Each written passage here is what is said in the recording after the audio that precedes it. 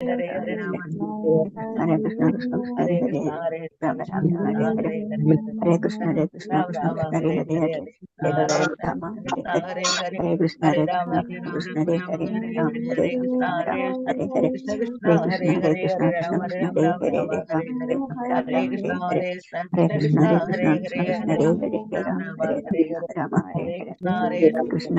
Krishna Krishna Hare Hare Rama Hare Rama Rama Hare Hare Hare Krishna Krishna Krishna Krishna Hare Hare Rama Hare Rama Rama Hare Hare Hare Krishna Krishna Krishna Krishna Hare Hare Hare Rama Rama Hare Ram Rama Ram Rama Rama Hare Hare Hare Hare Krishna Krishna Krishna Hare Krishna Hare Hare Hare Hare Rama Hare Ram Rama Ram Rama Rama Rama Hare Hare Hare Hare Hare Krishna Hare Hare Krishna Krishna Krishna Krishna Hare Hare Hare Hare Rama Hare Hare Rama Rama Ram Rama Ram Hare Rama Hare Hare Hare Hare Hare Krishna Krishna Krishna Krishna Hare Hare Rama Hare Hare Rama Rama Ram Rama Ram Rama Rama Hare Hare Hare Krishna Krishna Hare Krishna Krishna Krishna Hare Hare Hare Hare Hare Rama Ram Ram Rama Hare Hare Krishna Hare Hare Krishna Krishna Krishna Krishna Krishna Hare Hare Hare Hare Hare Ram Ram Rama Hare Hare Hare Hare Krishna Krishna Hare Krishna Krishna Krishna Krishna Hare Hare Krishna Hare Hare Rama Hare Rama Ram Ram Rama Hare Hare Krishna Krishna Hare Krishna Krishna Krishna Hare Hare Hare Krishna Krishna Krishna Hare Krishna Hare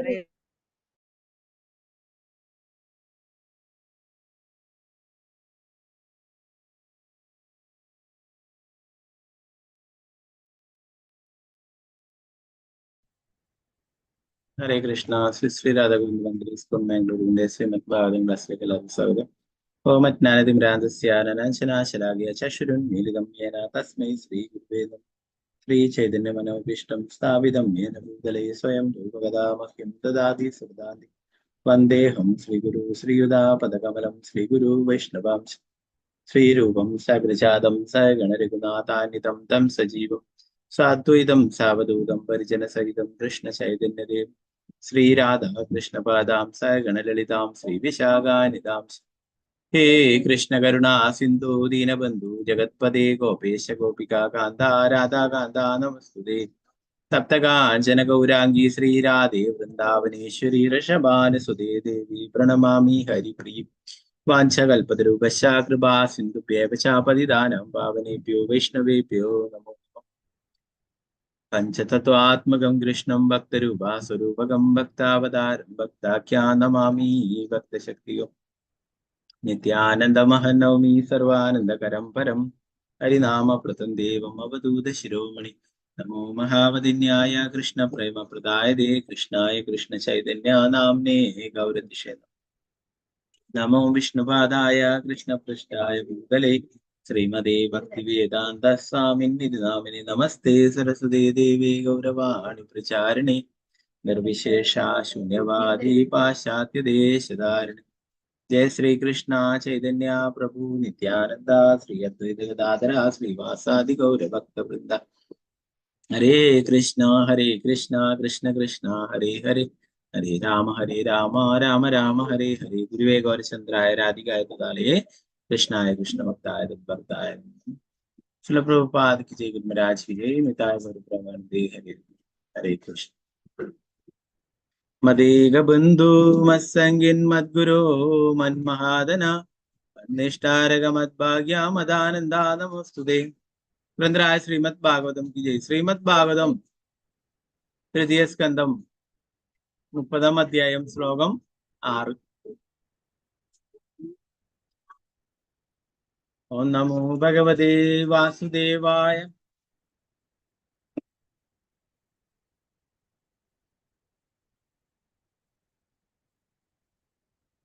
ആത്മാജായ സുധാകാര പശു ദ്രവിണ ബന്ധുഷു നിരൂഢമൂലഹൃദയാ ആത്മാനം ബഹുമന്യതേ. ആത്മാജായ സുധാകാര പശു ദ്രവിണ ബന്ധുഷു നിരൂഢമൂലഹൃദയാ ആത്മാനം ബഹുമന്യതേ.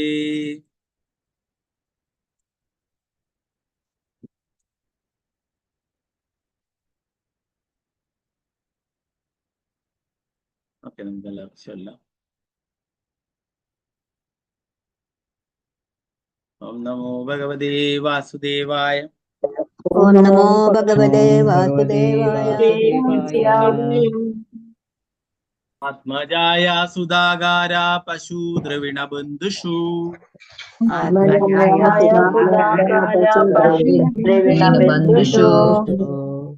നിരൂഢമൂലഹൃദയാ ആത്മാനം ബഹുമന്യതേ.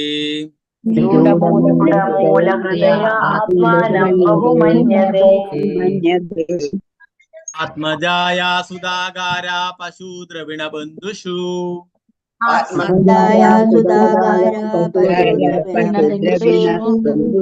നിരൂഢമൂലഹൃദയാത്മാനം ബഹുമന്യതേ. നിരൂഢമൂലഹൃദയ ആത്മാനം ബഹുമന്യതേ.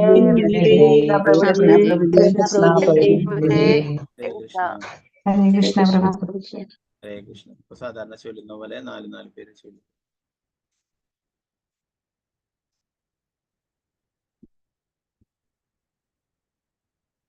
सीतारामन माताजी, सुवर्णप्रभा माताजी, मालती माताजी, पंकजाक्षी माताजी. हरे कृष्ण प्रभु जी। हरे कृष्ण प्रभु हरे जी। कृष्ण। ओम नमो भगवते वासुदेवाय आत्मजाय सुधाकाराय पशुद्रविणबन्धुषु निरूढमूलहृदया आत्मानं बहुमन्यते। हरे कृष्ण प्रभु जी। हरे कृष्ण। हरे कृष्ण।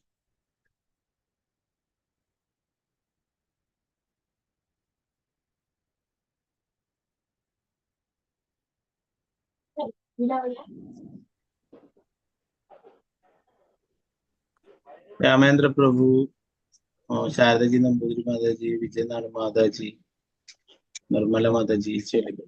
हरे कृष्ण। हरे कृष्ण प्रभु जी। कृष्ण।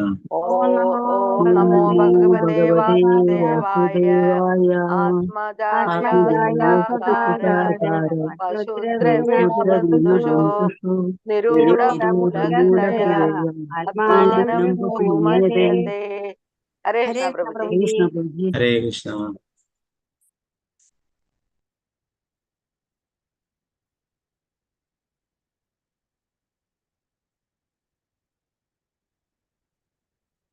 अंबुजा देवी माता जी, गीता टी माता जी, रमणी माता जी, उमा देवी माता जी। हरे कृष्णा। चलिए। हरे कृष्ण प्रभु जी।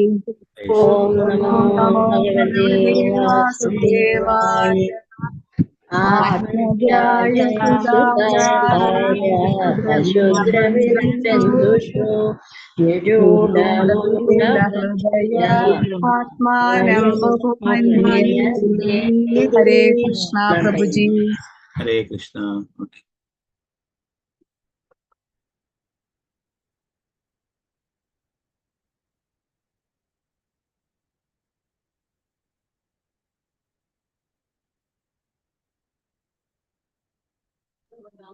आरतीअम्मा माता जी, वल्शनशा जी माता जी, शोभा प्रदीप माता जी, वसंत माता जी चलिए। हरे कृष्णा। हरे कृष्ण प्रभु जी। हरे कृष्णा। ओम नमो भगवते वासुदेवाय आत्मजाय सुधाकारा पशुद्रवीणबन्धुषु निरूढमूलहृदया आत्मानं बहुमन्यते। हरे कृष्ण प्रभु जी। हरे कृष्णा। ओके।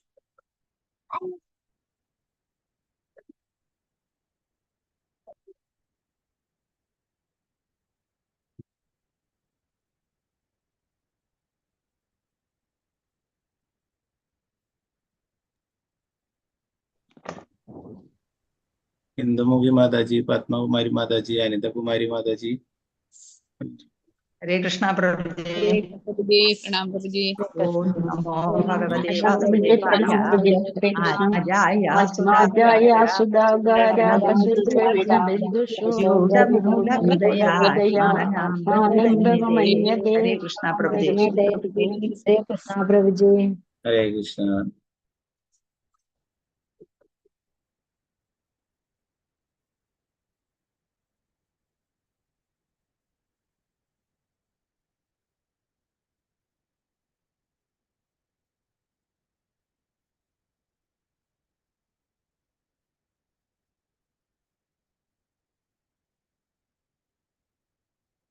शोभा माता जी, मिनी माता जी, डॉक्टर विजय उमर माता जी, जमीला प्रसन्न माता जी चलिए। हरे कृष्णा। हरे कृष्ण प्रभु जी। हरे कृष्णा। ओम नमो भगवते वासुदेवाय आत्मजाय बन्धुषु निरूढमूलहृदया आत्मानं बहुमन्यते। ഹരേ കൃഷ്ണ പ്രഭുജി. ഹരേ ഹരേ കൃഷ്ണ. കൃഷ്ണ. ഹരേ കൃഷ്ണ.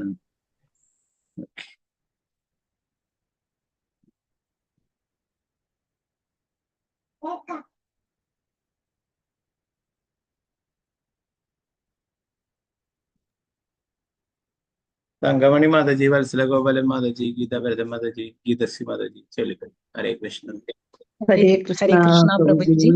ഹരേ കൃഷ്ണ. ഓം നമോ ഓം നമോ ഭഗവതേ ഭഗവതേ വാസുദേവായ ആത്മജായ കുജായ പശുദ്രവിണ ബന്ധുഷു നിരൂഢമൂല ഹൃദയ ആത്മാനം ബഹുമന്യതേ. ഹരേ കൃഷ്ണ ഹരേ പ്രഭുജി. കൃഷ്ണ പ്രഭുജി. ഹരേ കൃഷ്ണ.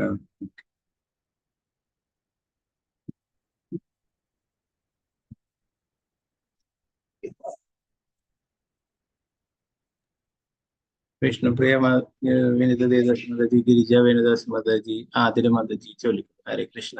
ഹരേ കൃഷ്ണ പ്രഭുജി. ഹരേ കൃഷ്ണ. പ്രണാമം. ഹരേ കൃഷ്ണ. ഓം നമോ ഓം നമോ ഭഗവതേ വാസുദേവായ ആത്മജായ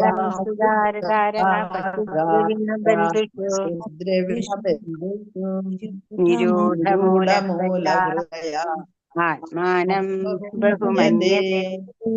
ഹരേ കൃഷ്ണ. ഹരേ കൃഷ്ണ. പ്രണാമം. ഹരേ കൃഷ്ണ.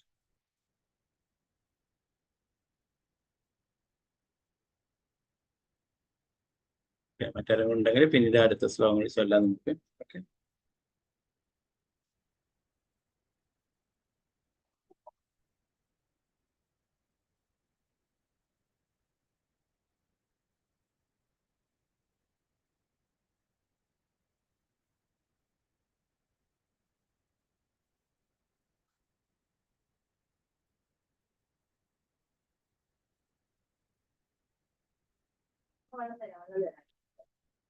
വിവർത്തനം ഭാവാർത്ഥം ശ്രീ ഭക്തി വേദാന്ത സ്വാമി ശ്രീല പ്രഭുപാദ ജയ്.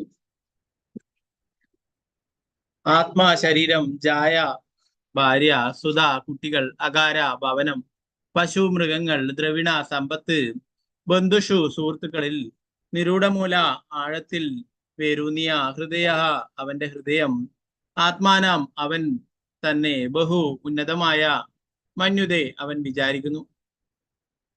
വിവർത്തനം ഭാവാർത്ഥം ശ്രീല പ്രഭുപാദ കി ജയ്. ഒരുവനെ സ്വന്തം ജീവിത നിലവാരത്തോടുള്ള അത്തരം സംതൃപ്തിക്ക് നിദാനം ശരീരം, ഭാര്യ, ഭവനം, കുട്ടികൾ, മൃഗങ്ങൾ, സമ്പത്ത്, സുഹൃത്തുക്കൾ തുടങ്ങിയവയോടുള്ള രൂഢമൂലമായ ആകർഷണമാണ്. അത്തരം സമ്പർക്കങ്ങളിൽ താൻ പരിപൂർണനാണെന്ന് ബദ്ധാത്മാവ് സ്വയം കരുതും. ഭാവാർത്ഥം ശ്രീ ഭക്തിവേദാന്ത സ്വാമി ശ്രീല പ്രഭുപാദ കി ജയ്. മനുഷ്യ ജീവിതത്തിന്റെ ഇത്തരം പ്രഹസനപരമായ പരിപൂർണത വെറും കെട്ടിച്ചമയ്ക്കലാണ്. അതിനാൽ ഭൗതികവാദി അവൻ ഭൗതികമായി എത്ര തന്നെ യോഗ്യനാണെങ്കിലും മൂല്യരഹിതനാണെന്ന് പറയപ്പെടുന്നു. എന്തുകൊണ്ടെന്നാൽ താൽക്കാലിക ജീവിതത്തിന്റെ ഭൗതിക അസ്തിത്വത്തിൽ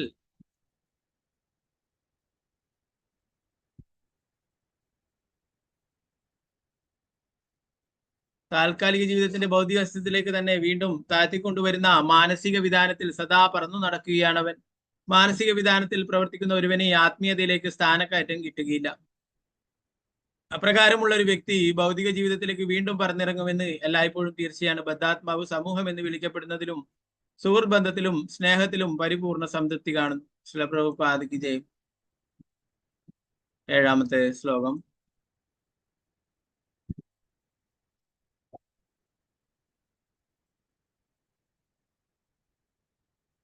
ഓം നമോ ഭഗവതേ വാസുദേവായ സന്ദഹ്യമാന സർവാംഗായ ഷാമുദ്ദഹനാദിനാ കരോത്യവിരതം മൂഢോ ദുരിതാനി ദുരാശയഃ.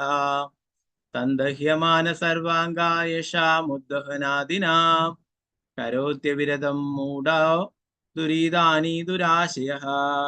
ഹരേ കൃഷ്ണ. നേരത്തെ ചൊല്ലാത്ത ആരെങ്കിലും ഉണ്ടെങ്കിൽ കൈ ഉയർത്താം. ഓക്കെ, ചൊല്ലാം. ഇല്ലെങ്കിൽ നമുക്ക് വിവർത്തനം ഭാവർത്തനം. ഓക്കെ, താല്പര്യം ഇല്ലെങ്കിൽ നമുക്ക് വിവർത്തനം ഭാവർത്തനം. സന്ദേഹ്യമാന ജ്വലിക്കുന്ന സർവ എല്ലാം അംഗഹ അവന്റെ അംഗങ്ങൾ, ഏഷാം ഈ കുടുംബങ്ങൾ, ഉദ്ദോഹന പരിപാലിക്കുന്നതിനെ, ആദിന ഉത്കണ്ഠയോടെ കരോതി അവൻ പ്രകടിപ്പിക്കുന്നു അവിരതം എപ്പോഴും മൂഢഹ വിഡ്ഢി ദുരിതാനി പാപകരമായ പ്രവർത്തനങ്ങൾ ദുരാശയ ദുഷിച്ച മനസ്സുള്ളവൻ. വിവർത്തനം ഭാവാർത്ഥമേസി ഭക്തിവേദാന്ത സ്വാമി ശ്രീല പ്രഭുപാദ് കി ജയ്. എല്ലായ്പ്പോഴും ഉത്കണ്ഠയാൽ എരിയുകയാണെങ്കിലും അത്തരം ഒരു വിഡ്ഢി അവന്റെ കുടുംബത്തെയും സമൂഹത്തെയും പരിപാലിക്കുവാൻ കഴിയുമെന്ന ഒരിക്കലും സഫലമാകാത്ത പ്രത്യാശയോടെ എല്ലാത്തരം ദുഷിച്ച പ്രവൃത്തികളും ചെയ്തുകൊണ്ടിരിക്കും. ഭാവാർത്ഥം ഭക്തിവേദാന്ത സ്വാമി ശ്രീല പ്രഭുപാദ് കി ജയ്. ചെറിയൊരു കുടുംബത്തെ പരിപാലിക്കുന്നതിനേക്കാൾ എളുപ്പമാണ് വലിയൊരു സാമ്രാജ്യത്തെ പരിപാലിക്കാൻ എന്ന് പറയപ്പെടുന്നു. പ്രത്യേകിച്ചും കലിയുഗത്തിന്റെ സ്വാധീനം ശക്തമാകിയാൽ മായയുടെ മിഥ്യാസമ്മാനം സ്വീകരിച്ച് സകലരും പീഡിതരും ഉത്കണ്ഠകലരുമായിട്ടുള്ള ഇക്കാലത്ത് നമ്മൾ പരിപാലിക്കുന്ന കുടുംബം മായയുടെ സൃഷ്ടിയാണ്. കൃഷ്ണലോകത്തെ കുടുംബത്തിന്റെ തലതിരിഞ്ഞ പ്രതിഫലനമാണത്.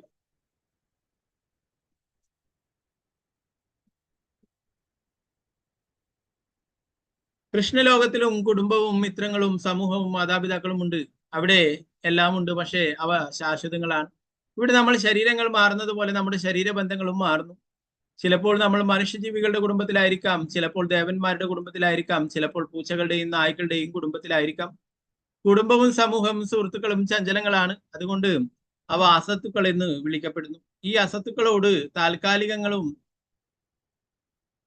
നിലനിൽക്കാത്തതുമായ സമൂഹത്തോടും കുടുംബത്തോടും മമതിയുള്ളിടത്തോളം നമ്മൾ ഉത്കണ്ഠയുള്ളവരുമായിരിക്കും. ഈ ഭൗതിക ലോകത്തിലെ കുടുംബം, സമൂഹം, സൗഹൃദം എന്നിവ നിഴലുകൾ മാത്രമാണെന്നും അതുകൊണ്ടാണ് അവയോട് പ്രതിപത്തി ഉണ്ടാകുന്നതെന്നും ഭൗതികവാദികൾക്ക് അറിയില്ല. സ്വാഭാവികമായും അവരുടെ ഹൃദയങ്ങൾ സദാ എരിഞ്ഞുകൊണ്ടിരിക്കുകയാണ്. എങ്കിലും എല്ലാ അസൗകര്യങ്ങളും ഉണ്ടായിട്ടും അത്തരം മിഥ്യാ കുടുംബങ്ങളെ പരിപാലിക്കുന്നതിന് വേണ്ടി അവർ കഷ്ടപ്പെടുന്നു, ജോലികൾ ചെയ്യുന്നു. കൃഷ്ണനോടൊത്തുള്ള യഥാർത്ഥ കുടുംബത്തെക്കുറിച്ച് അറിവില്ലാത്തത് മൂലമാണ് അവരിങ്ങനെ ചെയ്യുന്നു. ചില പ്രഭുപാദ് കി ജയ്.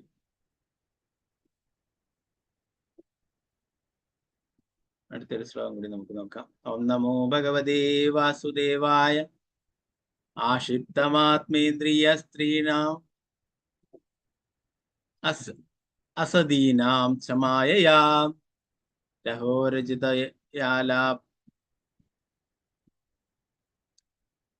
രഹോരജിതയാലാപൈ ശിശൂനാം കളഭാഷണം.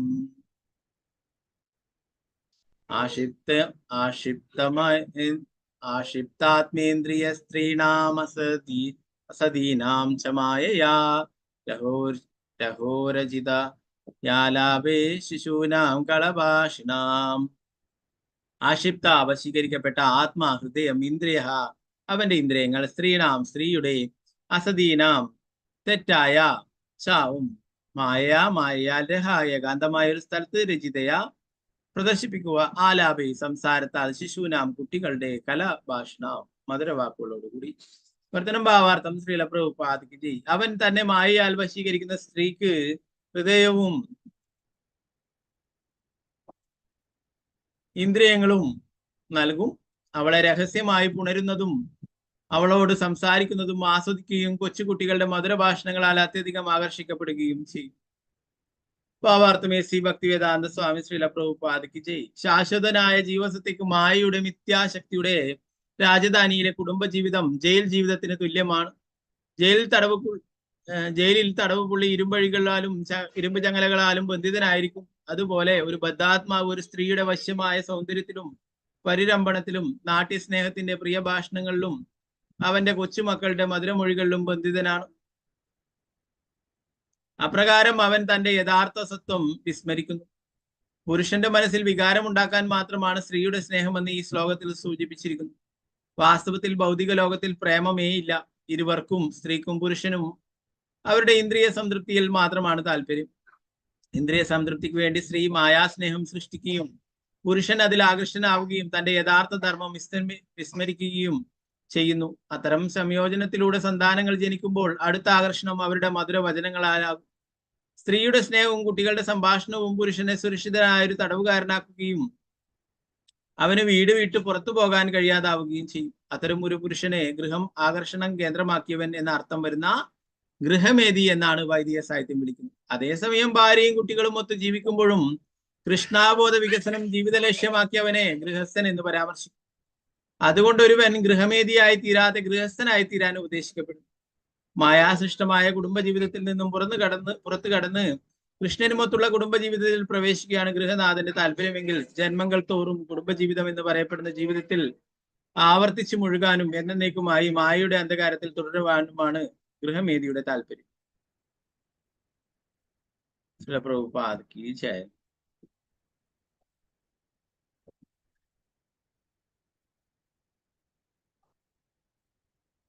9ാമത്തെ ശ്ലോകം. ഓം നമോ ഭഗവതേ വാസുദേവായ. ഗൃഹേഷു കൂടധർമ്മേഷു ദുഃഖതന്ത്രേഷു തന്ത്രിതാഃ കുർവൻ ദുഃഖ പ്രതീകാരം സുഗാവന്മന്യതേ ഗൃഹീ. ഗൃഹേഷു കൂടധർമ്മേഷു ദുഃഖതന്ത്രേഷു തന്ത്രിതാഃ കുർവൻ ദുഃഖ പ്രതീകാരം സുഗാവന്യതേ ഗൃഹീ. ഗൃഹേഷു കുടുംബജീവിതത്തിൽ, കുടധർമ്മേഷു ദുഷ്പ്രവൃത്തികളിൽ ഉൾപ്പെടുക, ദുഃഖതന്ത്രേഷു വ്യാപകമാകുന്ന ദുഃഖങ്ങൾ, അതന്ത്രിത ശ്രദ്ധാലുവായ, കുർവൻ ചെയ്യുക, ദുഃഖപ്രതികാരം ദുഃഖങ്ങളുടെ വിപരീത പ്രവർത്തനം, സുഖവ സന്തോഷം പോലെ, മന്യതേ വിചാരിക്കുന്നു, ഗൃഹി ഗൃഹസ്ഥൻ. വിവർത്തനം ഭാവാർത്ഥം എസി ഭക്തിവേദാന്ത സ്വാമി ശ്രീല പ്രഭുപാദ് കീ ജയ്. ബന്ധിതനായ ഗൃഹസ്ഥൻ നയതന്ത്രങ്ങളാലും രാഷ്ട്രീയവും നിറഞ്ഞ കുടുംബജീവിതത്തിൽ തുടർന്നു. സദാ ദുഃഖങ്ങൾ വ്യാപിപ്പിച്ചുകൊണ്ട് ഇന്ദ്രിയ സംതൃപ്തിക്ക് വേണ്ടിയുള്ള പ്രവർത്തനങ്ങളാൽ നിയന്ത്രിക്കപ്പെട്ട് തന്റെ എല്ലാ ദുഃഖങ്ങളുടെയും പ്രതിപ്രവർത്തനങ്ങൾക്ക് പ്രതികൂലമായി പ്രവർത്തിച്ചുകൊണ്ടിരിക്കുന്ന അവൻ എപ്പോഴെങ്കിലും ദുഃഖങ്ങളെ വിജയപ്രദമായി പ്രതിരോധിക്കാൻ കഴിഞ്ഞാൽ താൻ സന്തുഷ്ടനായതായി കരുതുന്നു. ഭാവാർത്ഥം എസി ഭക്തിവേദാന്ത സ്വാമി ശ്രീല പ്രഭുപാദ് കീ ജയ്. ദുഃഖപൂർണവും അസ്ഥിരവുമായ സ്ഥലമാണ് ഭൗതിക ലോകമെന്ന് പരമദിവ്യപുരുഷനായ ഭഗവാൻ തന്നെ ഭഗവത്ഗീതയിൽ പറഞ്ഞിട്ടുണ്ട്. ഈ ഭൗതിക ലോകത്തിൽ വൈയക്തികമായോ കുടുംബത്തിന്റെയോ സമൂഹത്തിന്റെയോ രാജ്യത്തിന്റെയോ അടിസ്ഥാനത്തിലോ സന്തോഷമുണ്ടാകുന്ന പ്രശ്നമേ ഇല്ല. സന്തോഷത്തിന്റെ പേരിൽ എന്തെങ്കിലും നടക്കുന്നുണ്ടെങ്കിൽ അതും മിഥ്യയാണ്. ഇവിടെ ഈ ഭൗതിക ലോകത്തിൽ സന്തോഷം എന്നാൽ ദുഃഖത്തിന്റെ ഫലങ്ങൾക്ക് വിപരീതമായുള്ള വിജയകരമായ പ്രവർത്തനങ്ങളാണെന്നർത്ഥം. ഒരുവൻ ബുദ്ധികൂർമ്മതയുള്ള നയതന്ത്രനാകാത്ത പക്ഷം അവന്റെ ജീവിതം പരാജയമാകുന്ന വിധത്തിലാണ് ഭൗതിക ലോകം നിർമ്മിക്കപ്പെട്ടിട്ടുള്ളത്. മനുഷ്യ സമൂഹത്തെ പറ്റി മാത്രം പറയേണ്ട താഴ്ന്ന തലത്തിലുള്ള മൃഗങ്ങൾ, പക്ഷികൾ, തേനീച്ചകൾ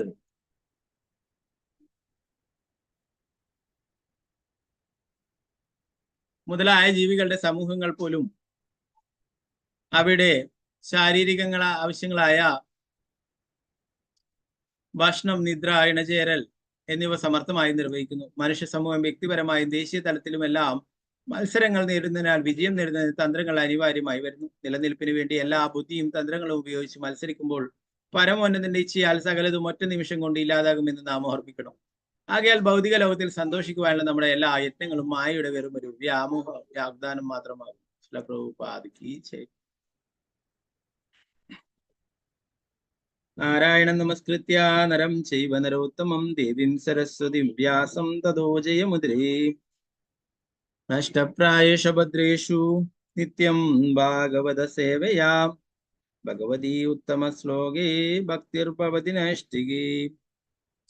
മൂകം കരോതി വാചാലം പങ്കും ലംഘയതേ ഗിരിം യത്കൃപാതമഹം വന്ദേ ശ്രീഗുരു ദീനദാരിണം പരമാനന്ദമാധവം ശ്രീ ചൈതന്യേശ്വരം.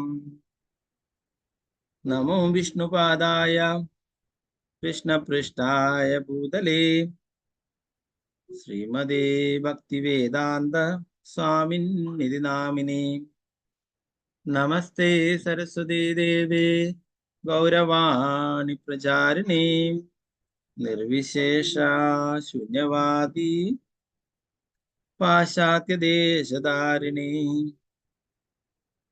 ജയ ശ്രീകൃഷ്ണ ചൈതന്യ പ്രഭു നിത്യാനന്ദ ശ്രീ അദ്വൈത ഗദാധര ശ്രീവാസാദി ഗൗരഭക്തവൃന്ദ. ഹരേ കൃഷ്ണ കൃഷ്ണ കൃഷ്ണ ഹരേ ഹരേ, ഹരേ രാമ രാമ രാമ ഹരേ ഹരേ. ഗുരുവേ ഗൗരചന്ദ്രായ രാധികായ തഥാലേ കൃഷ്ണായ കൃഷ്ണഭക്തായ തദ്ഭക്തായ നമഃ. ശ്രീല പ്രഭുപാദ് കീ ജയ്. ഗുരുരാജ് കീ ജയ്. ഗൗര പ്രേമാനന്ദേ ഹരേ.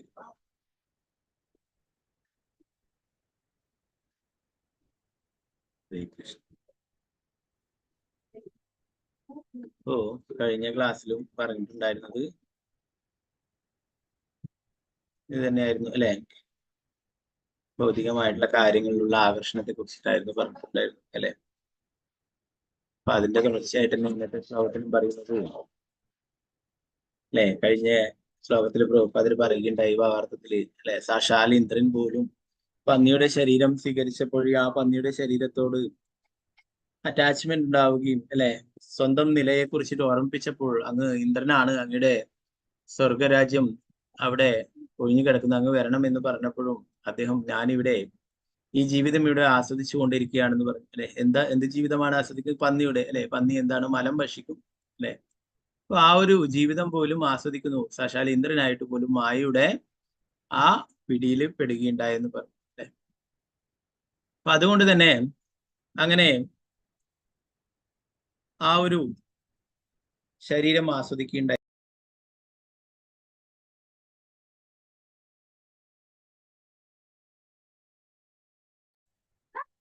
ഓക്കെ, അപ്പൊ അതിന്റെ തുടർച്ചയായിട്ട് തന്നെ ഇന്ന് പറയുന്നത് അല്ലെ, നമ്മൾ ഇന്നലെ പറഞ്ഞു വൃത്രാസുരന്റെ പ്രാർത്ഥനകളിലും പറയുന്നു അല്ലെ, ഞാൻ ഭഗവാനെ മറന്നുകൊണ്ട് അല്ലെ എന്റെ കർമ്മഫലങ്ങളുടെ ഭാഗമായിട്ട് ഞാനിവിടെ ഈ സംസാര ചക്രത്തിൽ ചുറ്റിത്തിരിയുകയാണ്. എന്റെ ഭാര്യ, അവന്റെ കുടുംബം, സമ്പത്ത് എന്നിവയൊക്കെ ആണ് യഥാർത്ഥമായിട്ടുള്ളത് എന്ന് വിചാരിച്ചിട്ട് എന്ന് പറഞ്ഞു അല്ലെ. എന്നാൽ എന്റെ യഥാർത്ഥമായിട്ടുള്ള സ്ഥിതി എന്ന് പറയുന്നത് ഭഗവാന്റെ എന്റെ സേവകനായിട്ടുള്ളതാണെന്ന് പറയും വൃത്രാസുരൻ പറയുണ്ടായി അല്ലെ.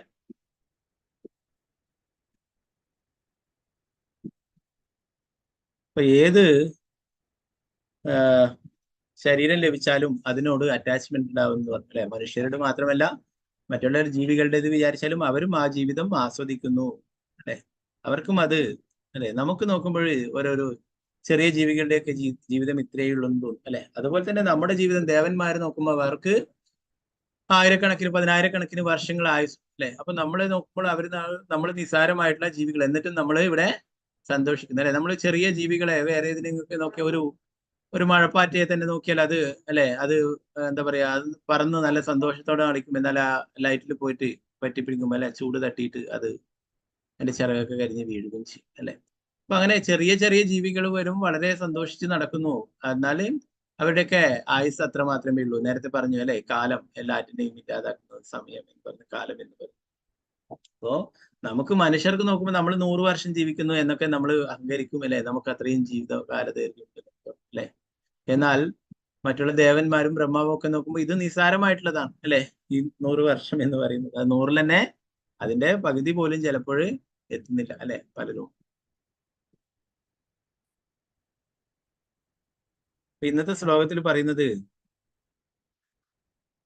ഒരുവന് സ്വന്തം ജീവിത നിലവാരത്തിലുള്ള സംതൃപ്തിക്ക് നിദാനം ശരീരം, ഭാര്യ, ഭവനം, കുട്ടികൾ, മൃഗങ്ങൾ, സമ്പത്ത്, സുഹൃത്തുക്കൾ തുടങ്ങിയവയോടുള്ള മൂലമായ ആകർഷണമാണ്. അത്തരം സമ്പർക്കങ്ങളിൽ താൻ പരിപൂർണനാണ് ബദ്ധാത്മാവ് സ്വയം കരുതുന്നു എന്ന് പറയും. ഇതൊക്കെ ഉണ്ടെങ്കിലേ ഞങ്ങൾ പൂർണ്ണ സന്തോഷവാനാണെന്ന് എല്ലാവരും കരുതുന്നു അല്ലെ. അതുകൊണ്ട് ഇങ്ങനെ തന്നെ ജീവിച്ചാൽ മതി അല്ലെ. എന്താണ്? എന്റെ വീട് അല്ലെ, എന്റെ ശരീരം, എന്റെ ഭാര്യ, എന്റെ വീട്, എന്റെ സമ്പത്ത്, എന്റെ കുട്ടികൾ, എന്റെ വളർത്തുമൃഗങ്ങൾ അല്ലെ, എന്റെ സുഹൃത്തുക്കൾ തുടങ്ങി എല്ലാം എന്റെ അല്ലെ, ഞാൻ എന്റെ എന്നുള്ള ആ ഒരു വിചാരത്തിൽ അല്ലെ, അഹമ്മേതി അല്ലെ, എന്റേതാണ്, എല്ലാം എന്റേതാണ് എന്നുള്ള ആ ഒരു വിചാരത്തിൽ ജീവിക്കുന്നു ഭഗവാനെ മറന്നുകൊണ്ട് അല്ലെ. എന്നാൽ ഇതൊരിക്കലും ശാശ്വതമായിട്ടുള്ളതല്ല. ഈ ശരീരവുമായി ബന്ധപ്പെട്ടിട്ടുള്ളതാണ് ഈ കാണുന്ന എല്ലാ വസ്തുക്കളും തന്നെ അല്ലെ. ഈ ശരീരം നശിക്കുന്നതാണ് ഇതെല്ലാം അല്ലെ. നമ്മളുടെ സ്വന്തം എന്ന് പറയുന്നതൊക്കെ ഈ ശരീരം നിലനിൽക്കുന്നിടത്തോളം കാലത്തിനേ കിട്ടൂ അല്ലെ. അത് കഴിഞ്ഞാല് അല്ലെ അതിന് പ്രത്യേകിച്ച് നമ്മുടെ ഇതൊന്നും പറയാനോ യാതൊരു അധികാരവും.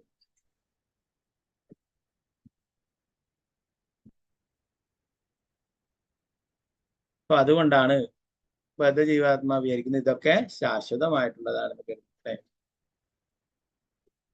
അപ്പൊ അതാണ് പ്രഹ്ലാദ് മഹാരാജ് പറയുന്നത് ഗൃഹമന്ദകൂപം എന്ന് പറയുന്നത് അല്ലെ. ആ ഗൃഹമേദികളായിട്ടുള്ളവര് അവര് എന്റേത് എന്നുള്ള എന്റെ ഭാര്യ, എന്റെ കുട്ടി, എന്റെ സമ്പത്ത്, എന്റെ വീട് എന്നൊക്കെ വരുത്തിയിട്ട് ആ ഭൗതിക ലോകത്തിൽ തന്നെ അറ്റാച്ച്മെന്റ് ആയിട്ട് വീണ്ടും വീണ്ടും ഇവിടെ ജനിച്ചും മരിച്ചും കൊണ്ടേയിരിക്കും അല്ലെ. അപ്പോ അടുത്ത് വരുന്ന ശ്ലോകങ്ങൾ പറയുന്നു 2 തരത്തിലുള്ള ഗൃഹസ്ഥരുണ്ടെന്ന് പറയുന്നു. ഒന്ന് ഗൃഹമേധികളായിട്ടുള്ളവരെ, അവരെല്ലാം എന്റേത് എന്നുള്ള കാര്യത്തിൽ ഭഗവാനെ മറന്നുകൊണ്ട് ജീവിക്കുന്നു.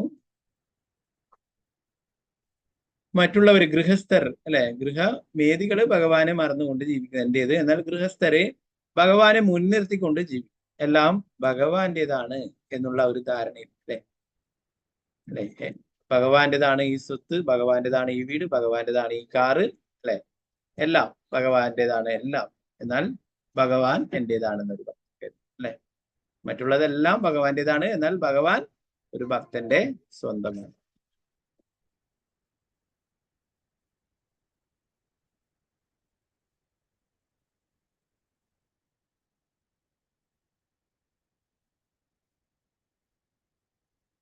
പ്രഭുപാദരെയും ഇതിന്റെ ഭാവാർത്ഥത്തിൽ പറയുന്നു, മനുഷ്യ ജീവിതത്തിൽ ഇത്രയും പ്രഹസനപരമായ പരിപൂർണത വെറും കെട്ടിച്ചമയ്ക്കലാണ്.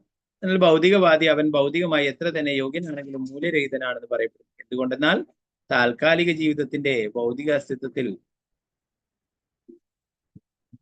തന്നെ വീണ്ടും താഴ്ത്തിക്കൊണ്ടുവരുന്ന മാനസിക വിധാനത്തിൽ സദാ പറന്നു നടക്കുകയാണ്. മാനസിക വിധാനത്തിൽ പ്രവർത്തിക്കുന്ന ഒരുവനെ ആത്മീയതയിലേക്ക് സ്ഥാനക്കയറ്റം കിട്ടില്ല. അപ്രകാരമുള്ള വ്യക്തി ഭൗതിക ജീവിതത്തിലേക്ക് വീണ്ടും പറന്നിറങ്ങുമെന്ന് എല്ലായ്പ്പോഴും തീർച്ചയാണ്. ബദ്ധാത്മാവ് സമൂഹം എന്ന് വിളിക്കപ്പെടുന്നതിലും സുഹൃത്ത് ബന്ധത്തിലും സ്നേഹത്തിലും പരിപൂർണ സംതൃപ്തി കാണുന്നു.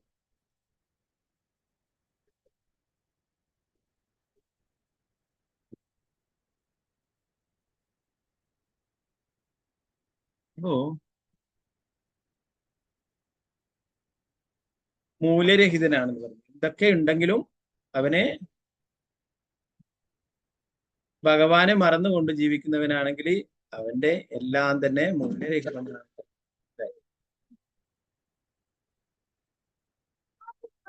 ഒരു പ്രഭുപാദർ ഒരു ഉദാഹരണം പറയാണ്.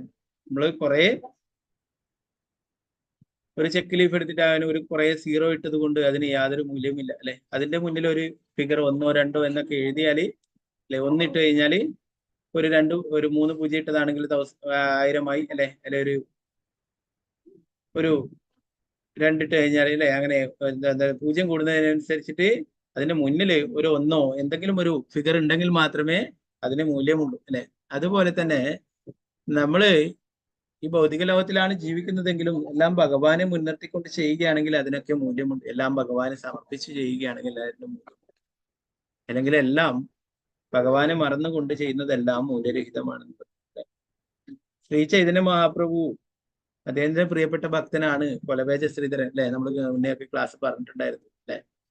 അപ്പൊ അദ്ദേഹത്തെ കുറിച്ചിട്ട് ശ്രീ ചൈതന്യ മഹാപ്രഭു പറഞ്ഞിട്ടുള്ളത് അത്രയും ദരിദ്രനായിട്ടുള്ള വ്യക്തിയാണ്. ഭൗതികമായ ചുറ്റുപാടുകളിൽ നോക്കിയിട്ടുള്ളാല് പരമദരിദ്രനായിട്ടുള്ള വ്യക്തിയാണ്. ചെറിയൊരു ഷോപ്പ് എന്തൊക്കെയോ വെച്ച് മറച്ചിട്ടുള്ള ഒരു ചെറിയൊരു കടയുണ്ട് അദ്ദേഹത്തിന്. പഴത്തിന്റെ ഉൽപ്പന്നങ്ങളൊക്കെ, വാഴയുടെ ഉൽപ്പന്നങ്ങളൊക്കെ വിൽക്കുന്ന, വാഴ കൊണ്ടുള്ള മറ്റു ഉൽപ്പന്നങ്ങളൊക്കെ വിൽക്കുന്ന ഒരു ചെറിയൊരു ഷോപ്പ്, കട അല്ലെ. അപ്പൊ അവിടെ പോയിട്ട് ശ്രീ ചൈതന്യ മഹാപ്രഭു എപ്പോഴും നിമായി പണ്ഡിതനായിരിക്കുന്ന കാലഘട്ടത്തിൽ എപ്പോഴും അവിടെ പോവുകയും അവിടെ അദ്ദേഹവുമായിട്ട് സംസാരിക്കുകയും ധാരാളം സമയം അവിടെ ചെലവഴിക്കുകയൊക്കെ ചെയ്യുമായിരുന്നു.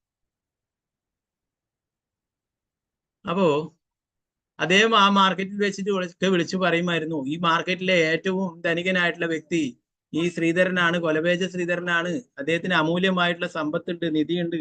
അദ്ദേഹം അത് എവിടെയോ ഒളിപ്പിച്ചു വെച്ചിട്ടാണ് ഉള്ളത് എന്ന് പറയും. കേൾക്കുന്നവർ വിചാരിക്കും അവരെ പറയുന്നത്, ഭഗവാൻ പറയുന്നത്, നിമായി പണ്ഡിറ്റ് പറയുന്നത് ശരി തന്നെയാണെന്ന് വിചാരിക്കും. അവരൊക്കെ എന്തോ നിധി ഒളിപ്പിച്ചു വെച്ചിട്ടുണ്ട്, അദ്ദേഹത്തിന്റെ കയ്യിൽ അമൂല്യമായിട്ടുള്ള നിധി ഉണ്ട് എന്നൊക്കെ പറയുമായിരുന്നു. ചിലരൊക്കെ അത്ഭുതപ്പെടുമായിരിക്കും, ഇദ്ദേഹമാണ് ഏറ്റവും സമ്പന്നനോ, എന്തുകൊണ്ടാണ് ഇങ്ങനെ പറയുന്നത്? ഇദ്ദേഹത്തിന്റെ കടയിൽ നോക്കിയാൽ ഒന്നുമില്ല അല്ലെ, വാഴയും മറ്റുള്ള ഇതൊക്കെ. എന്നാൽ സ്വർണം വിൽക്കുന്നവരും മറ്റുള്ള ഉയർന്ന ബിസിനസ് ചെയ്യുന്നവരൊക്കെ ഉണ്ട് അല്ലെ. അവരുമായിട്ട് തട്ടിച്ചു നോക്കുമ്പോൾ ഒന്നുമല്ല ഭൗതികമായിട്ടുള്ള കാഴ്ചപ്പാട് അല്ലെ. എന്നാൽ ആത്മീയമായിട്ടുള്ള ഏറ്റവും ഉന്നതനായിട്ടുള്ള വ്യക്തി എന്ന അർത്ഥത്തിലായിരുന്നു ശ്രീ ചൈതന്യ മഹാപ്രഭു. ഭഗവാൻ സ്വന്തമായിട്ടുള്ള ആ ഭക്തനാണ് കൊലവേജശ്രീധരൻ അല്ലെ. അതുകൊണ്ടാണ് ശ്രീ ചൈതന്യ മഹാപ്രഭു അങ്ങനെ വിളിച്ചു പറയുന്നത്. ശ്രീ ചൈതന്യ മഹാപ്രഭുവിനെ അദ്ദേഹത്തിന്റെ വീട്ടിൽ പോയപ്പോൾ കാണാൻ അല്ലെ, വീടിന് മേൽക്കൂരയൊന്നുമില്ല അല്ലെ, വെള്ളം കുടിക്കാൻ പോലും നല്ലൊരു പാത്രം പോലും ഇല്ല അല്ലെ. പൊട്ടിയ മൺകലത്തിലൊക്കെയാണ് വെള്ളം കുടിച്ചത്. ഓ ശരിക്ക് ഒരു വസ്ത്രം പോലും ധരിച്ചിരുന്നില്ല. എന്നാൽ അതൊക്കെ കൊണ്ട് സംതൃപ്തനായിരുന്നു കുലവേജ ശ്രീധരൻ അല്ലെ. അദ്ദേഹത്തിനോട് എന്തെങ്കിലും ഭൗതികമായിട്ടുള്ള എന്തെങ്കിലും ആഗ്രഹങ്ങൾ ചോദിക്കാൻ പറഞ്ഞപ്പോഴും അദ്ദേഹം ഒന്നും തന്നെ ചോദിച്ചിട്ടുണ്ടായിരുന്നു. എനിക്ക് എന്തെങ്കിലും അനുഗ്രഹം തരുന്നുണ്ടെങ്കിൽ എന്തേ വേണ്ടൂ, എനിക്ക് ഇനി അടുത്ത ജന്മവും നിമായി പണ്ഡിതിന്റെ കൂടെ ലീലകൾ ചെയ്യാനായിട്ട് ഈ കൊലവേജ ശ്രീധരനായിട്ട് തന്നെ ജനിച്ചാൽ മതിയെന്നു അല്ലെ. അദ്ദേഹത്തിന് വേണമെങ്കിൽ ഞാൻ വലിയ സമ്പന്നനാവണം അല്ലെ, അല്ലെങ്കിൽ എന്തെങ്കിലും പദവി വേണം, ഇന്ദ്രനാവണമെന്നോ അല്ലെങ്കിൽ വേറെന്തെങ്കിലും പൊസിഷൻ വേണമെന്നോ എന്തെങ്കിലും പറയാം അല്ലെ. ഒന്നും പറഞ്ഞില്ല. എനിക്ക് അങ്ങനെ എന്തെങ്കിലും അനുഗ്രഹങ്ങൾ തരാൻ അങ്ങ് ആഗ്രഹിക്കുന്നുണ്ട്. എന്താ വേണ്ടത്?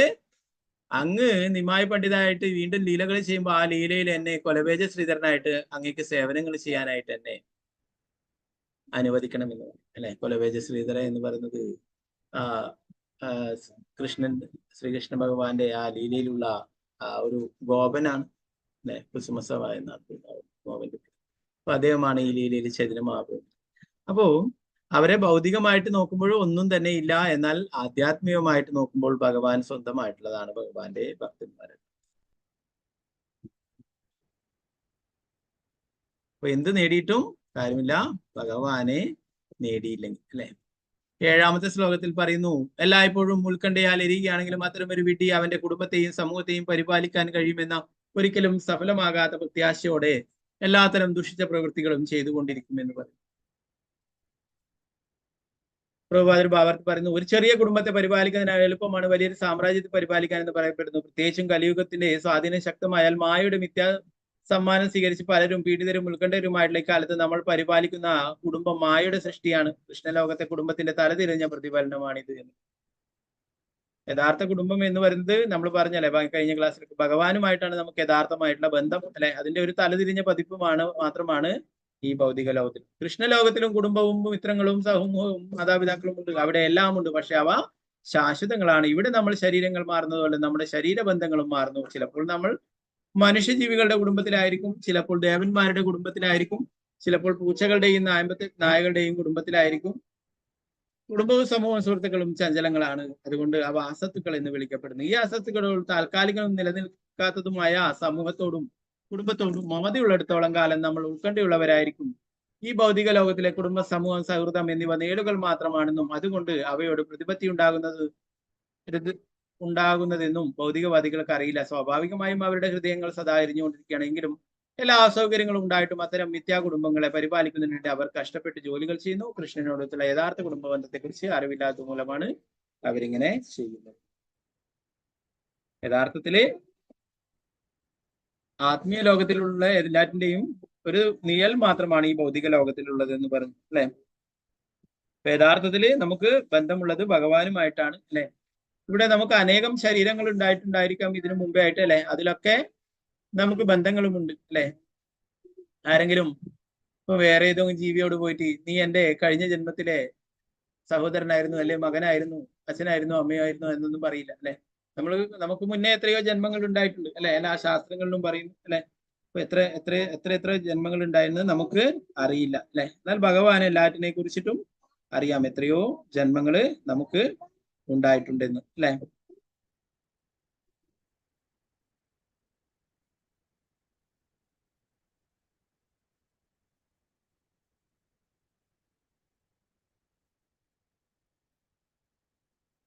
ഞാനിപ്പോ അതിൽ തന്നെ പൂന്താനം തിരുമേനി പറയുന്നുണ്ട് അല്ലെ. എത്ര ജന്മം പ്രയാസപ്പെട്ടിക്കാലം അത്ര വന്നു പിറന്നു സുഹൃതത്താൽ.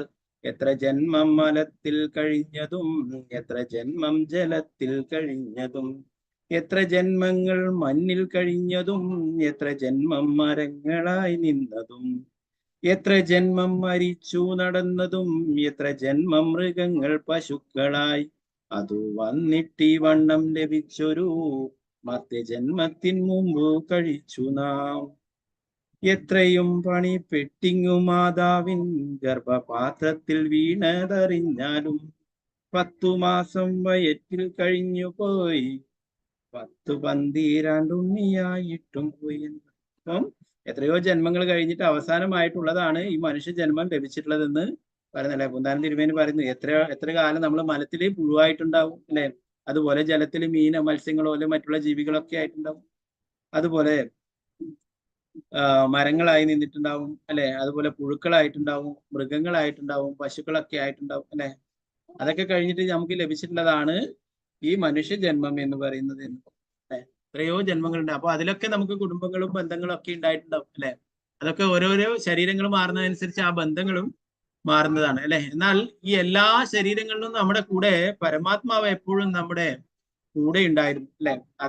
ആ പരമാത്മാവുമായിട്ടാണ് നമുക്ക് യഥാർത്ഥത്തിൽ ബന്ധം. അദ്ദേഹമാണ് നമ്മുടെ എല്ലാം തന്നെ.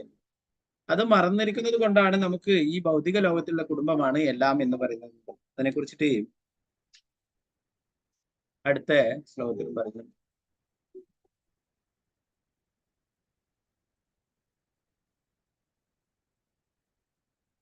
അടുത്തതിൽ പറയുന്നു, അവൻ തന്നെ മായയാൽ വശീകരിക്കുന്ന സ്ത്രീക്ക് ഹൃദയവും ഇന്ദ്രിയങ്ങളും നൽകും. അവളെ രഹസ്യമായി പുണരുന്നതും അവളോട് സംസാരിക്കുന്നതും ആസ്വദിക്കുന്നതും കൊച്ചുകുട്ടികളുടെ മധുരഭാഷണങ്ങളെ അത്യധികം ആകർഷിക്കപ്പെടുകയും ചെയ്യും. ഒരാള് കല്യാണം കഴിച്ച ഭാര്യയോട് അമിതമായിട്ട് സ്നേഹമുണ്ടാവുകയും അല്ലെ, അവളെ സന്തോഷിപ്പിക്കുവാനായിട്ട് ശ്രമിക്കുകയും ചെയ്യും. അതുപോലെ കുട്ടികളൊക്കെ ഉണ്ടാകുമ്പോൾ ആ കുട്ടികളുടെ മധുരഭാഷകളൊക്കെ ആകർഷിക്കപ്പെടുകയൊക്കെ ചെയ്യുന്നു. പ്രഭുപാദർ പറയുന്നു, ശാശ്വതനായ ജീവസത്യക്ക് മായയുടെ മിഥ്യാശക്തിയുടെ രാജധാനിയിലെ കുടുംബജീവിതം ജയിൽ ജീവിതത്തിന് തുല്യമാണ്. ജയിലിൽ തടവ് പുള്ളി ഇരുമ്പഴികളാലും ഇരുമ്പ് ചങ്ങലയാലും ബന്ധിതനായിരിക്കും. അതേപോലെ ഒരു ബദ്ധാത്മാവ് ഒരു സ്ത്രീയുടെ വശ്യമായ സൗന്ദര്യത്താലും പരിരംഭണത്തിലും നാട്യസ്നേഹത്തിന്റെ പ്രിയഭാഷണങ്ങളിലും അവന്റെ കൊച്ചുമക്കളുടെ മധുരമൊഴികളിലും ബന്ധിതനാണ്. അപ്രകാരം അവൻ തന്റെ യഥാർത്ഥ സത്വം വിസ്മരിക്കുന്നു. അപ്പൊ ഇങ്ങനെയുള്ള കുടുംബ ബന്ധങ്ങളിലൊക്കെ പെട്ടിട്ട് യഥാർത്ഥമായിട്ട് നമ്മുടെ ബന്ധു ആരാണ് എന്നുള്ള കാര്യം നമ്മൾ മറന്നു.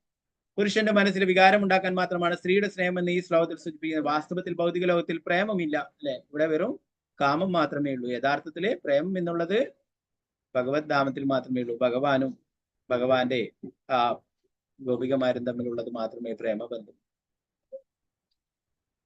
സ്ത്രീക്കും പുരുഷനും അവരുടെ ഇന്ദ്രിയ സംതൃപ്തിയിൽ മാത്രമാണ് താല്പര്യം. ഇന്ദ്രിയ സംതൃപ്തിക്ക് വേണ്ടി സ്ത്രീ മായാസ്നേഹം സൃഷ്ടിക്കുകയും പുരുഷൻ അതിൽ ആകർഷണാവും തന്റെ യഥാർത്ഥ ധർമ്മം വിസ്മരിക്കുകയും ചെയ്യുന്നു.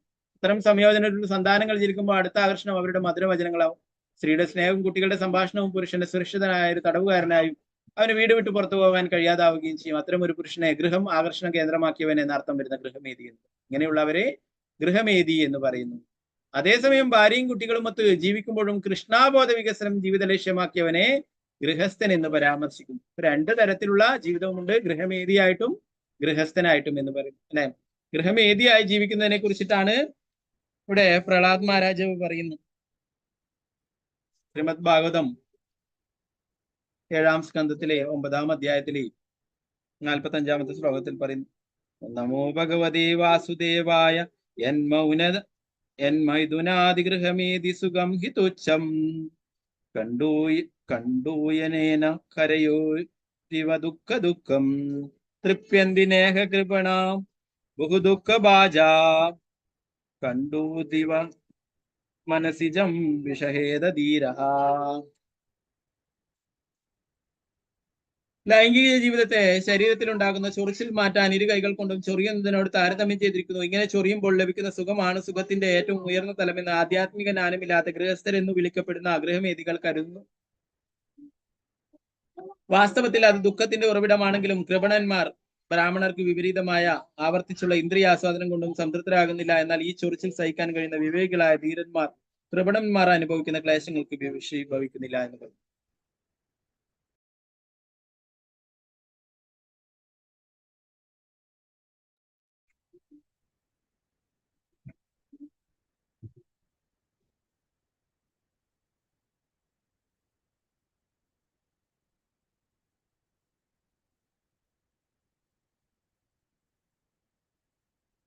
അപ്പൊ ഗൃഹമേതികളുമുണ്ട് ഗൃഹസ്ഥരുമുണ്ട് അല്ലെ. ഗൃഹമേതികള് ഭഗവാനെ മറന്നുകൊണ്ട് ജീവിക്കുന്നു, ഗൃഹസ്ഥന്മാര് ഭഗവാനെ മുൻനിർത്തിക്കൊണ്ട് ജീവിക്കുന്നു അല്ലെ. അപ്പോ പുറത്തു നിന്നുള്ള ഒരാൾ നോക്കുമ്പോൾ എന്താ പറയാ, ഗൃഹമേതികളായാലും ഗൃഹസ്ഥരായാലും ഒരുപോലെയാണെന്നാണ് അവർക്ക് തോന്നുന്നത് അല്ലെ.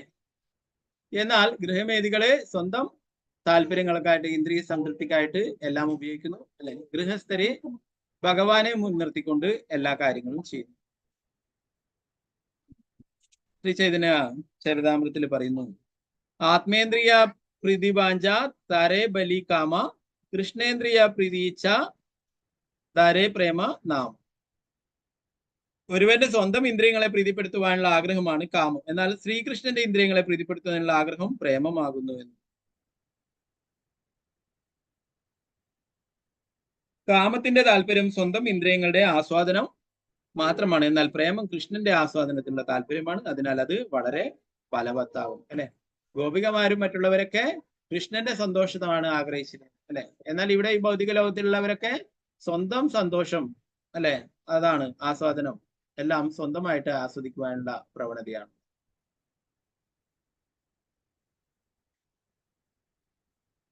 പറയുന്നു, ഗോപികമാർ കൃഷ്ണനെ സേവിക്കുന്നതിനുണ്ട് സാമൂഹിക ആചാരങ്ങളും വേദാനുശാസനങ്ങളും ശാരീരിക ആവശ്യങ്ങളും കാമ്യകർമ്മങ്ങളും ലജ്ജാഭാവവും ക്ഷമാശീലവും ശാരീരിക സുഖങ്ങളും ആത്മസുഖവും ത്യജിക്കാൻ പ്രയാസമുള്ള വർണ്ണാശ്രമ ധർമ്മവും അതുപോലെ തന്നെ സ്വന്തം ബന്ധുക്കളെയും അവരുടെ ശിഷ്യകളെയും ശാസനകളെയും ത്യാഗം ചെയ്തിരിക്കുന്നു. അവർ അവിടുത്തെ സന്തോഷത്തിനായി പ്രേമസേവനം അനുഷ്ഠിക്കുന്നു. ഇതിനെ കൃഷ്ണനോടുള്ള ദൃഢമായ അനുരാഗം എന്ന് വിളിക്കുന്നു.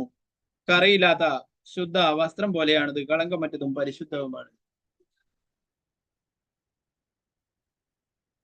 അതുകൊണ്ട് കാമവും പ്രേമവും തികച്ചും വ്യത്യസ്തമാണ്. കാമം നിബിഡാകാന്ധകാരം പോലെയും പ്രേമം പ്രകാശിക്കുന്ന സൂര്യനെ പോലെയുമാണെന്ന് പറഞ്ഞു. അപ്രകാരം ഗോപികമാരുടെ പ്രേമത്തിൽ കാമത്തിന്റെ അശുദ്ധി ലേശം പോലും തീണ്ടുന്നില്ല. കൃഷ്ണനുമായുള്ള അവരുടെ ബന്ധം അവിടുത്തെ ആസ്വാദനത്തിന് വേണ്ടി മാത്രം, ഭഗവാനെ സന്തോഷിപ്പിക്കുവാൻ മാത്രമാണ് അല്ലെ, അല്ലാതെ സ്വന്തം ആസ്വാദനത്തിന് വേണ്ടിയിട്ടല്ല അല്ലെ. അതാണ് വ്യത്യാസം എന്ന് പറയുന്നത്. ഗോപികമാരൊക്കെ ഭഗവാന്റെ അത്രയും പരിശുദ്ധ ഭക്തന്മാരാണ്. അവരെ ഒന്നും തന്നെ ആഗ്രഹിക്കുന്നില്ല അല്ലെ. ആ ലീലകളെ കുറിച്ചിട്ടൊക്കെ നമ്മൾ കുറെ പ്രാവശ്യം പറഞ്ഞിട്ടുള്ളതാണ് അല്ലെ. ഭഗവാൻ അങ്ങനെ ഒരു തലവേദനയായിട്ട് അനുഭവിക്കും. ഭക്തന്മാരുടെ പാദധൂളികൾ വേണം എനിക്ക് മാറാൻ എന്ന് പറഞ്ഞപ്പോഴും ആരും കൊടുക്കാൻ തയ്യാറായില്ല അല്ലെ. നാരദരോട് ചോദിച്ചപ്പോ നാരദർ പറഞ്ഞു, ഞാൻ നരകത്തിലേക്ക് പോകും, ഞാൻ തരില്ല അല്ലെ. നാരദരോട് വേറെ സ്ഥലങ്ങളിൽ പോയിട്ട് അന്വേഷിക്കാൻ പറഞ്ഞു. അപ്പോ ബ്രഹ്മാവിന്റെ അടുക്കും ശിവന്റെ അടുക്കും പോയപ്പോഴൊന്നും അവരൊന്നും കൊടുത്തില്ല. എന്ത് മഹാഭാവമാണ് പറയുന്നത് അല്ലെ. ഗോപികമാർ പറഞ്ഞു, കൃഷ്ണനെ ഞങ്ങളുടെ പാദധൂളി കിട്ടിയാൽ തലവേദന മാറെങ്കിൽ എടുത്തോളൂ, ഞങ്ങൾ നരകത്തിൽ പോയാൽ നമുക്ക് യാതൊരു പ്രശ്നം അല്ലെ. അതാണ് ഭഗവാന്റെ സന്തോഷം എന്ന് പറയുന്നത്. ഞങ്ങൾ നരകത്തിൽ പോയാലും നമുക്കൊരു പ്രശ്നമില്ല, ഭഗവാൻ സന്തോഷവാനായിരിക്കണം, അത്ര മാത്രമാണ് അവർ ആഗ്രഹിച്ചത് അല്ലെ. അതാണ് യാതൊരു സ്വാർത്ഥ താല്പര്യങ്ങളും ഇല്ലാത്ത ഭഗവാനോടുള്ള പ്രേമം അല്ലെ. അത് തന്നെയാണ് വ്രജപ്രേമം എന്ന് പറയുന്നത്. വ്രജവാസികൾ അല്ലെ, നമ്മളൊക്കെ ഭഗവാനെ ആരാധിക്കുന്നത് ഇതൊക്കെ ഭഗവാൻ പരമദിവ്യത്വ പുരുഷനായിട്ടുള്ള ഭഗവാനാണെന്ന് അറിയുന്നത് കൊണ്ടാണ് അല്ലെ. എന്നാൽ വ്രജവാസികളൊക്കെ അവർക്ക് അത്രയും പ്രിയപ്പെട്ട അവർക്ക് ഒരിക്കലും ഒഴിച്ചുകൂടാനാവാത്ത ആളാണ് ഭഗവാൻ, എന്താ പറയാ, ശ്രീകൃഷ്ണൻ എന്ന ഉണ്ണിക്കണ്ണൻ അല്ലെ. അതുകൊണ്ടാണ് അവർക്കൊക്കെ അത്ര സ്നേഹം അല്ലെ. നമ്മൾ ഭഗവാനാണെന്ന് അറിഞ്ഞത് കൊണ്ടാക്കുന്നു, എന്നാൽ അവർ ഭഗവാനായിട്ട് കാണാതെ തന്നെ എല്ലാ കാര്യങ്ങളും കൊടുക്കുന്നു അല്ലെ. വെണ്ണ കൊടുക്കുന്നു, മറ്റുള്ള സ്നേഹം കൊടുക്കുന്നു, അവരെ എല്ലാ തരത്തിലും ഉണ്ണിക്കണ്ണനെ ലാളിക്കുന്നു അല്ലെ. അതാണ് നിഷ്കളങ്കമായിട്ടുള്ള അവരുടെ യാതൊരു കാപട്യവും ഇല്ലാത്ത അവരുടെ പ്രേമം എന്ന് പറഞ്ഞു അല്ലെ. നമ്മളൊക്കെ എന്തെങ്കിലും ആഗ്രഹിച്ചുകൊണ്ടാണ് അല്ലെ. നമ്മൾ നേരത്തെ ഭഗവത്ഗീതയിൽ തന്നെ പഠിച്ചു അല്ലെ. സുഹൃത്തുക്കളായിട്ടുള്ള 4 കൂട്ടർ, നമുക്കൊക്കെ എന്തെങ്കിലും വിഷമങ്ങൾ ഉണ്ടൊക്കെയാണെങ്കിൽ ഭഗവാനെ കാണാനും ഭഗവാനോട് പ്രാർത്ഥിക്കാനൊക്കെ പോകും അല്ലെ. ഭഗവാൻ എന്തെങ്കിലും കുറച്ച് കൈക്കൂലിയൊക്കെ കൊടുക്കും അല്ലെ. എന്തെങ്കിലും വസ്തുക്കളൊക്കെ കൊടുക്കും എന്തെങ്കിലും അല്ലെ. ഇതൊക്കെ നമുക്ക് വേറെ എന്തോ സാധിച്ചു കിട്ടാണ്ട് അല്ലെ. പല ആൾക്കാരും പറയും എന്തെങ്കിലുമൊക്കെ ടെമ്പിളിനൊക്കെ ഡൊണേഷനൊക്കെ ചെയ്യിക്കുമ്പോൾ എനിക്ക് ഇന്ന ഒരു കാര്യം സാധിക്കാനുണ്ട്, അത് സാധിച്ചാലേ ഞാൻ ഇന്ന കാര്യങ്ങൾ ചെയ്യാനൊക്കെ അല്ലെ. അതല്ല അല്ലെ, യഥാർത്ഥത്തില് അങ്ങനെ ഒരു എന്താ പറയാ, ഒരു കച്ചവടം ബിസിനസ് പോലെയല്ല അല്ലെ. അത് തന്നെ പ്രഹ്ലാദ് മഹാരാജ് പറയുന്നത്, ഇത് ഭഗവാനോട് ഞാൻ എന്തെങ്കിലും ചോദിക്കുകയാണെങ്കിൽ അതൊരു ബിസിനസ് പോലെ ആയിപ്പോകും, എനിക്കൊന്നും വേണ്ട, ഭൗതികമായിട്ടുള്ള ആഗ്രഹങ്ങളൊന്നും തോന്നാതിരിക്കാനുള്ള വരം തരണം എന്നാണ് പ്രഹ്ലാദ് മഹാരാജ് അവസാനം ഭഗവാനോട് പ്രാർത്ഥിച്ചത്. എനിക്ക് വരമൊന്നും വേണ്ട, എനിക്ക് ഭൗതികമായിട്ടുള്ള യാതൊരു ആഗ്രഹങ്ങളും എന്നിൽ ഉണ്ടാവരുത്, അങ്ങനെ ഒന്നും തന്നെ അങ്ങയോട് ചോദിക്കാൻ ഇടവരരുത്, അങ്ങനെയുള്ള ഒരു വരമാണ് വേണ്ടത്. ഓക്കെ, അപ്പൊ ഇവിടെ പ്രഭുപാദർ പറയുന്ന 2 തരത്തിലുള്ള ആൾക്കാരുണ്ട്. ഒന്ന് ഗൃഹവേദികളും ഒന്ന് ഗൃഹസ്ഥരും. ഗൃഹസ്ഥര് ഭഗവാനെ മുൻനിർത്തിക്കൊണ്ട് കുടുംബജീവിതം നയിക്കുന്നു, എല്ലാം ഭഗവാനെ സമർപ്പിച്ചുകൊണ്ട് ചെയ്യുന്നു. മറ്റുള്ളവരെ സ്വന്തമായിട്ട് എല്ലാം ആസ്വദിക്കുന്നു. ബാക്കി ഭാഗങ്ങൾ നമുക്ക് നാളത്തെ ക്ലാസ്സിൽ നോക്കാം.